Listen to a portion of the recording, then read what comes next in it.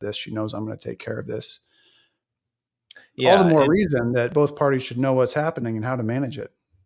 I agree. And I can't tell you too, and I hate to say this, how many times I have heard in meetings with prospective clients, when we talk about this and the importance of having this planning in place to protect the surviving spouse.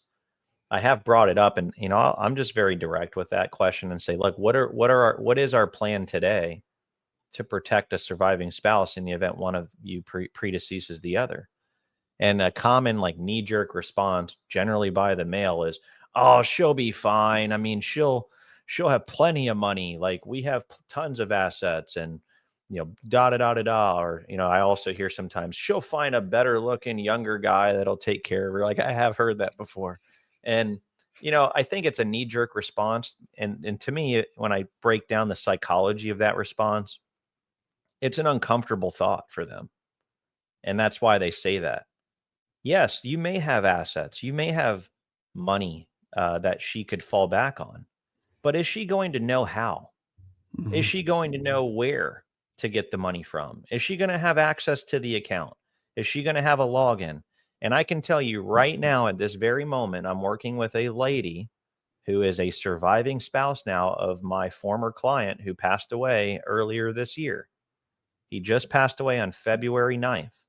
He was a doctor, and he died unexpectedly. He got some rare, like literally some rare disease that only like 200,000 cases have ever been documented in history.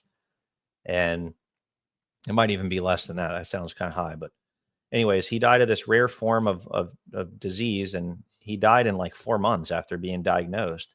And this lady is just completely shell shocked. I can't even talk to her. Like, I'm trying to help her through everything. Because he did have an annuity in place, thank God for her and him. But he maybe, now that we're kind of talking about it, and I've been talking with her, and we now both believe that his name was Paul, that Paul knew he was not well. Like, even before the diagnosis, I think he knew it. And that's about right when he started talking to me, was just prior to the diagnosis.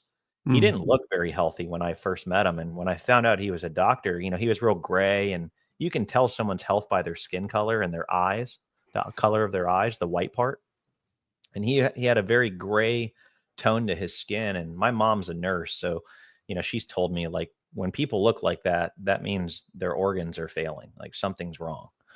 And anyways, we now, her and I, the surviving spouse, his wife, we now both believe that he knew he wasn't doing well, and he put this annuity plan in place to protect her.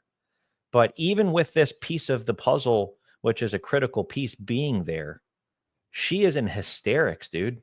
Like, she every time we talk, she's like lost her mind, because she's now having to, we're right on tax season right now. So we're April 4th. So April 15th is tax time.